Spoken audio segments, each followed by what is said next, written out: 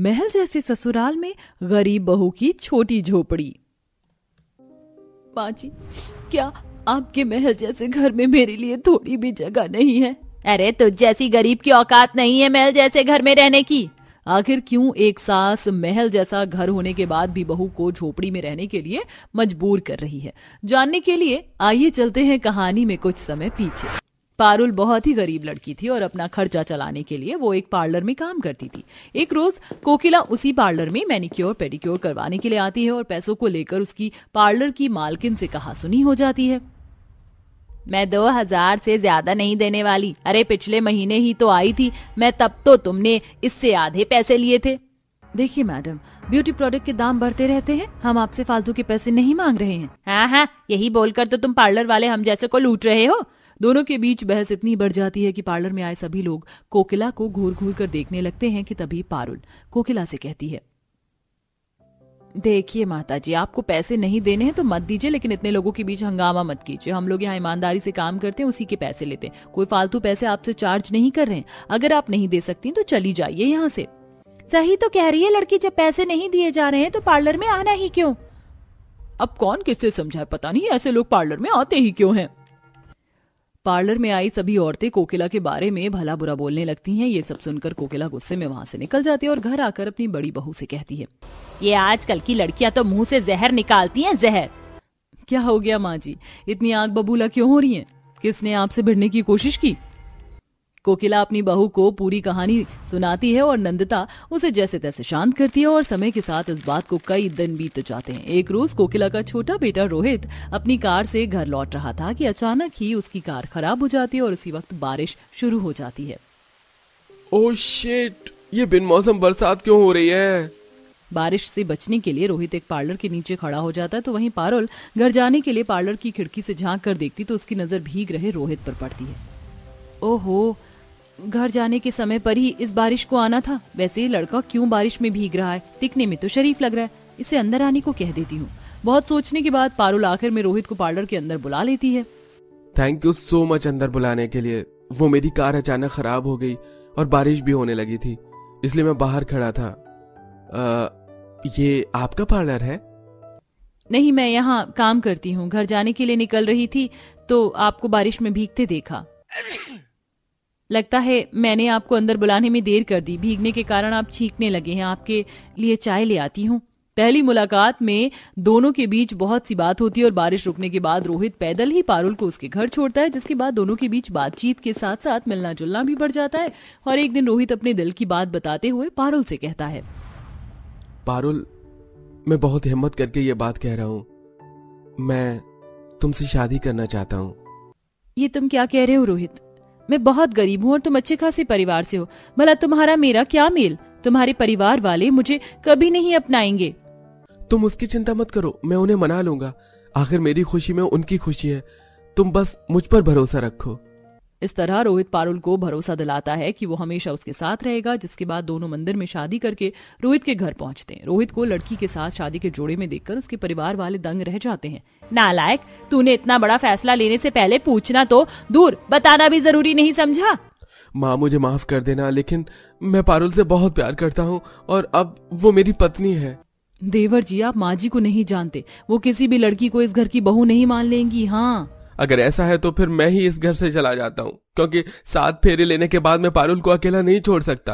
अपने बेटे की ये बात सुनकर कोकिला को ना चाहते हुए भी रोहित की बात माननी पड़ती है और वो अपनी छोटी बहू का चेहरा देखने के लिए उसका घूंघट उठाती है, तो पारुल को देखकर उसका चेहरा गुस्से से लाल हो जाता है। लेकिन वो उस वक्त शांत रहती है और महल जैसे घर में दोनों का स्वागत करती है। महल जैसा घर देखकर पारुल मन ही मन कहती है, इतना बड़ा घर, ये तो किसी महल से कम नहीं है। मेरा चेहरा देखने के बाद भी माँ जी ने गुस्सा नहीं किया। लगता है माँ जी को हमारी पहली मुलाकात याद नहीं। कोकिला पारुल के साथ घर में अच्छा व्यवहार करती है और उसे कोई ताना नहीं देती। ये देखकर नंदिता हैरानी से अपनी सास से पूछती है, माँ जी, आपको क्या हुआ? अरे, इस गरीब घर की लड़की को आपने बहू कैसे मान लिया? और मान भी लिया तो आप इससे इतने प्यार से बर्ताव कैसे कर सकती हैं? तू मुझे नहीं जानती है बहू, ये सब दिखावा है। मैं बस सही समय का इंतजार कर रही हूँ। कुछ दिनों तक तो घर में सब कुछ ठीक रहता है, लेकिन काम के सिलसिले में रोहित को विदेश जाना पड़ता और उसके जाते ही कोकिला नंदिता के साथ कमरे में टीवी देख रही पारुल के बाल पकड़कर कहती है, ना स्पीटी, निकल मेरे घर से, तेरी यहाँ कोई जगह नहीं है। माँ जी, ये आप क्यों कर रही हैं?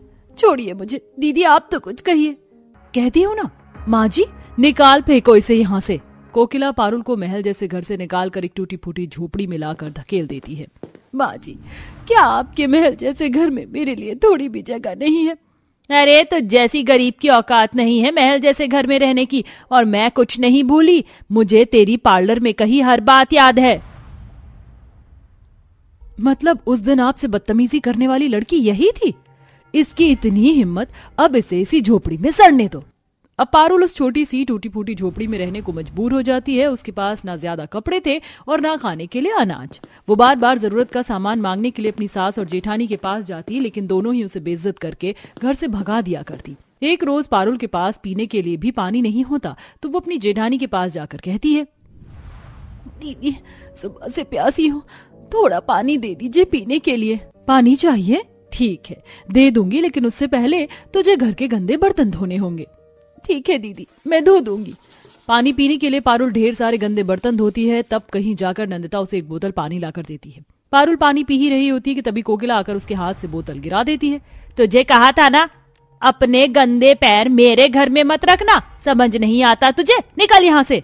पारुल रोते हुए वहां से चली जाती है। अगले दिन नंदिता की कुछ सहेलियां घर आती हैं तो पारुल को गंदी सी झोपड़ी में देखकर हंसते हुए कहती है, अरे वाह नंदिता, तुमने तो अपनी नौकरानी के रहने के लिए उसके हिसाब की झोपड़ी भी बनाई है, लेकिन ऐसे महल जैसे घर के पास एक गंदी झोपड़ी को जच नहीं रही। क्या कर सकते हैं नीलम, अब हम अमीर लोग दया नहीं करेंगे तो ये गरीब लोग किसके टुकड़ों पर पलेंगे? क्यों माँ जी? सभी मिलकर हंसने लगते हैं और पारुल की आंखों में आंसू आ जाते हैं कि उसी समय कोकिला के फोन पर रोहित का कॉल आता है। माँ आप कैसी हैं? पारुल कैसी है? एक बार उससे बात तो करवाइए। ये तो पारुल की आवाज थी, लेकिन वो रो क्यों रही थी? रोहित ये सोच ही रहा होता है कि तभी उसका मैनेजर वहां आ जाता है। इधर ठीक से खाना ना मिलने के कारण पारुल बहुत कमजोर हो जाती है, लेकिन उसकी सास और जेठानी को उसकी कोई परवाह नहीं थी, बल्कि वो उसे परेशान करने के लिए उसकी झोपड़ी में चूहे छोड़कर दरवाजा लगा देती है। अचानक इतने चूहों को देखकर पारुल पास पड़ा एक डंडा लेकर चूहों को मारने लगती है, लेकिन डंडा जलते चूल्हे में जाता है और भागादौड़ी में जलते डंडे से झोपड़ी में आग लग जाती है। अरे माँ जी, ये झोपड़ी में आग कैसे लग गई? मैं क्या जानूं, अरे इसे बुझावट न लेने के देने पड़ जाएंगे। उसी समय रोहित सामान लिए शहर से लौट आता है और पारुल के चिल्लाने की आवाज सुनकर वो जैसे तैसे उसे झोपड़ी से बाहर निकालता है। पारुल तुम्हारी ये हालत कैसे हुई और तुम इस झोपड़ी में क्या कर रही थी? माँ, भाभी, आखिर सच क्या है? रोहित को गुस्से में देखकर नंदिता सब कुछ सच बोल देती है। तभी रोहित दोनों को घूरते हुए कहता है, आप लोग इंसान हैं या नहीं? पारुल के गरीब होने पर आप लोगों ने उसके साथ इतना बुरा बर्ताव किया। मैं आप लोगों को जेल भेजूंगा। नहीं रोहित, माँ जी और भाभी आपके अपने हैं, आप ऐसा कुछ नहीं करेंगे। और वैसे भी अगर मैं इस घर में नहीं आती तो ये सब नहीं होता, इसलिए अब मैं यहाँ नहीं रहूंगी। पारुल की बातें सुनकर कोकिला की आंखों में आंसू आ जाते हैं और वो पारुल का हाथ पकड़कर कहती है, बहू इतना सब होने के बाद भी कोई दूसरी होती तो हमें अब तक जेल की हवा खिला चुकी होती, लेकिन इतने अत्याचार सहने के बाद भी तुझे अपनी जगह हमारी फिक्र है। हमें माफ कर दे बहू, माफ कर दे। मुझे भी माफ कर दो पारुल, मैंने तुम पर बहुत जुल्म किए हैं। इतना कुछ होने के बाद भी गरीब पारुल की अच्छाई ने कोकिला और नंदिता के बर्ताव को आखिर में बदल ही दिया, जिसके बाद पारुल को महल जैसे घर में एक बहू का दर्जा दिया जाता है और पूरा परिवार खुशी से रहता है। अरे देवी, इतना महंगा हार मत ले, तू पहले ही डायमंड की कितनी सारी ज्वेलरी ले चुकी है, एक बार का ही तो पहनना है, अब थोड़ी ज्वेलरी गोल्ड की ले ले। नहीं माँ, गोल्ड डायमंड ज्वेलरी के आगे सस्ता होता है और आप तो जानती हैं कि मुझे सस्ती चीजें पसंद नहीं, इसलिए मैं डायमंड की ही ज्वेलरी लूंगी। और माँ, मुझे मेरी शादी पर तो मनमर्जी करने दो ना, एक ही बार तो शादी होती है। हे भगवान, तू और तेरे ये महंगे शौक, ठीक है कर ले मनमर्जी, लेकिन बेटा याद रखना ये आखिरी बार होना चाहिए जो तू महंगी चीजें खरीदे, क्योंकि तेरे ससुराल वाले ज्यादा अमीर नहीं है, तो वहां तू ये महंगे शौक मत रखना। ठीक है मम्मा, मैं समझ गई। देवी गंगा की बेटी थी। गंगा एक अमीर औरत थी जिसकी बस एक ही औलाद थी। देवी को शुरू से ही गंगा ने बहुत ही नाजों में पाला था। उसकी हर महंगी से महंगी ख्वाहिश को गंगा पूरा कर देती थी, जिसकी वजह से देवी के शौक बहुत ही महंगे हो गए थे। अब देवी की शादी होने वाली थी, जिसके लिए भी उसने बहुत ज्यादा पैसा उठाया। ऐसे ही देखते देवी की शादी का भी दिन आ गया और वो अपने मायके से विदा होकर अपने ससुराल आ गई। वाह सुलेखा जी, क्या बहू लाई है आप तो, जैसा नाम है वैसी ही दिखने में भी है आपकी बहू, बिल्कुल देवी। शुक्रिया। सुलेखा जी, वैसे मानना पड़ेगा आपकी बहू के लहंगे से लेकर ज्वेलरी, चप्पल, हर चीज की कलेक्शन बहुत ही ज्यादा सुंदर लग रही है। लग ही नहीं रहा है कि हमारे जैसे नॉर्मल से घर की बहू है देवी। ऐसा ही कहा, बिल्कुल ऐसा लग रहा है जैसे किसी रईस घर की बहू हो। सभी लोग ऐसे ही देवी के रंग रूप और कपड़ों वगैरह की तारीफ करने लगे, जिसको सुनने के बाद देवी की जेठानी थोड़ा सा चिढ़ गई और बोली, माँ अब मैं देवी का गृह प्रवेश करवा दूं अगर सभी के गुणगान हो गए हो तो। अरे आरती, ये तू किस तरह से बोल रही है, और करने देना तारीफ। आज तो देवी मुझे भी बड़ी सुंदर लग रही है। माँ जी, लगेगी ही सुंदर, आखिर इतनी महंगी महंगी चीजें पहनकर और इतना महंगा मेकअप करवाकर कौन सुंदर नहीं लगेगा। अच्छा चलो, बहुत हो गया। अब वैसे आरती सही बोल रही है, देर काफी हो गई है, तो बस अब हमें गृह प्रवेश की रस्म कर लेनी चाहिए। सुलेखा ने किसी तरह से बात को संभाल लिया। वो समझ गई थी कि उसकी बड़ी बहू देवी की तारीफों से वो चिढ़ रही है। वहीं देवी को भी समझ आ गया था, लेकिन वो कुछ नहीं बोली और गृह प्रवेश करके देवी अपने कमरे में चली गई। अब शादी हुए लगभग 1 हफ्ता हो चुका था। माँ जी, देवी कहाँ पर है? काफी देर से दिखी नहीं है। बहू देवी शॉपिंग करने गई हुई है। शॉपिंग? अभी तो शादी में उसे कितना सामान मिला है, अभी से उसे शॉपिंग पर जाने की भी जरूरत पड़ गई? भाभी, इस 1 हफ्ते में आपको क्या पता कि देवी भाभी ने कितनी बार अपना मन मारा है शॉपिंग पर ना जाने को। पता है, वो मुझे बता रही थी कि वो अपने मायके में हफ्ते के 4 दिन शॉपिंग करती थी। जिनके पास ज्यादा पैसा उड़ाने को होता है वो करती होंगी ऐसा। भाभी, जिनके पास पैसा उड़ाने को होता है ना कहिए, जिनके पास पैसा होता है। आ गई तुम? चलो तो अब घर के कामों में मेरी मदद करवाओ। 1 मिनट रुक जाइए, मदद भी मैं करवा ही दूंगी, पहले जरा मेरे सामान तो देख लीजिए। देवी ऐसे बोलकर मॉल से लाया हुआ अपना महंगा महंगा सामान सभी को दिखाने लगी। सबसे पहले उसने अपना नया ब्रांडेड आईफोन निकाला। ये देखिए, ये है आईफोन का लेटेस्ट मॉडल। जानती है, ये अभी मार्केट में किसी के पास नहीं आया है। हाँ, है तो फोन ही, फिर चाहे महंगा हो या सस्ता। देखो माँ, ये 5 सूट मैं अपने लिए लेकर आई हूँ। वो क्या है ना, शादी के भारी भरकम कपड़ों में मुझे बहुत ज्यादा उलझन लगने लग गई है। तो भाभी, ये सारे कपड़े तो बहुत ज्यादा बड़े ब्रांड के हैं। भाभी, इस एक ही सूट की प्राइस देखो, पूरे 2 लाख रुपए हैं। हाँ, तो इसमें कौन सी बड़ी बात है? तुम इतना क्यों चौंक रही हो?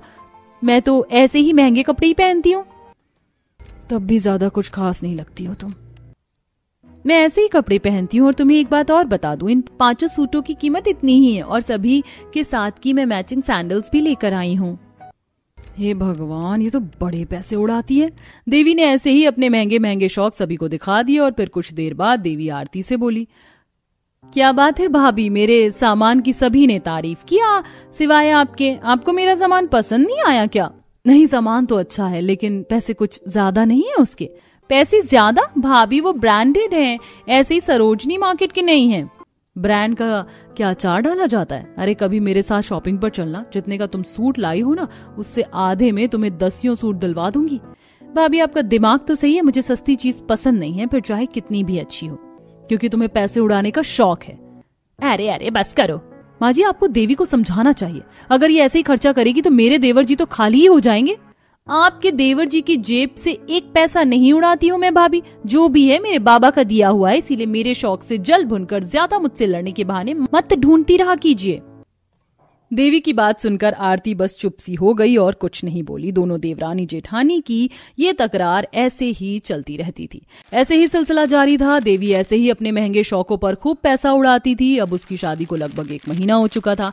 आज के दिन सभी टेबल पर बैठे हुए नाश्ता कर रहे थे कि तभी देवी नीचे आई और बोली, आज तो मैं बहुत ज्यादा खुश हूँ। आखिरकार वो दिन आ ही गया जिसका मुझे बेसब्री से इंतजार था। कौन सा दिन? युग जी, आप जानते हैं, मैंने ऑनलाइन पेरिस जाने की फ्लाइट बुक कर दी है। अब 2 दिन बाद हम दोनों पेरिस घूमने जाएंगे। बहू, पेरिस? इतनी दूर? लेकिन किस लिए?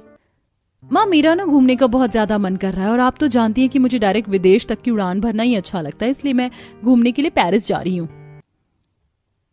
ये हमेशा इतना ही दिखावा क्यों करती है? मैं भी कुछ कम थोड़ी हूँ। अभी बताऊंगी। माँ, मेरा भी मेरे मायके गांव जाने का दिल कर रहा है तो मैं भी गांव जाऊंगी।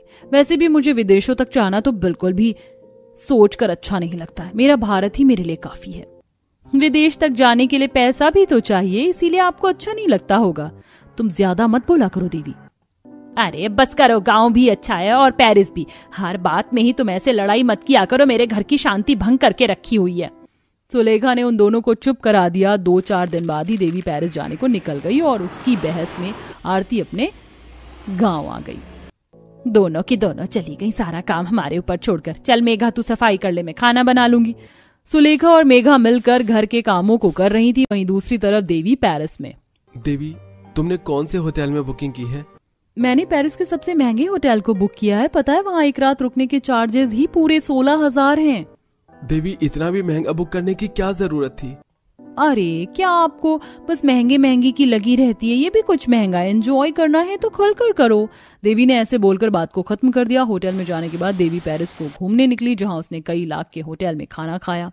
चलो ना युग, फेरिस व्हील पर चलते हैं जो पेरिस का मशहूर है।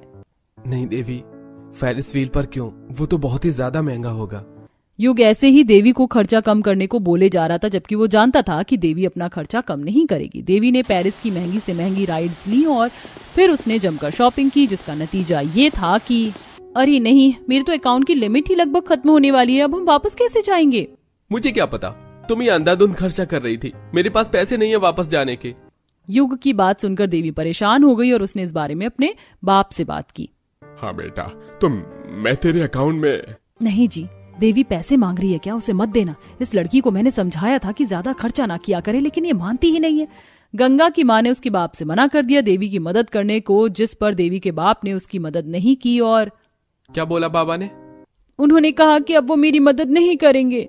वाह, मतलब अब हमारा क्या होगा देवी? युग ऐसे ही देवी पर गुस्सा करने लगा, जिससे कि अब देवी को अपनी फिजूल खर्ची का एहसास हुआ। वो सारी रात बड़ी ही टेंशन में रही, लेकिन अगली सुबह ही उसके बाप ने उसके अकाउंट में पैसे भेज दिए, जिससे कि देवी की टेंशन खत्म हो गई। लेकिन अब वो पैसे की अहमियत को समझ गई थी, इसलिए वापस आकर उसने फिजूल खर्ची को बंद कर दिया। अब इससे दोनों देवरानी जेठानी में भी बनने लगी थी और अब सब कुछ ठीक हो गया था।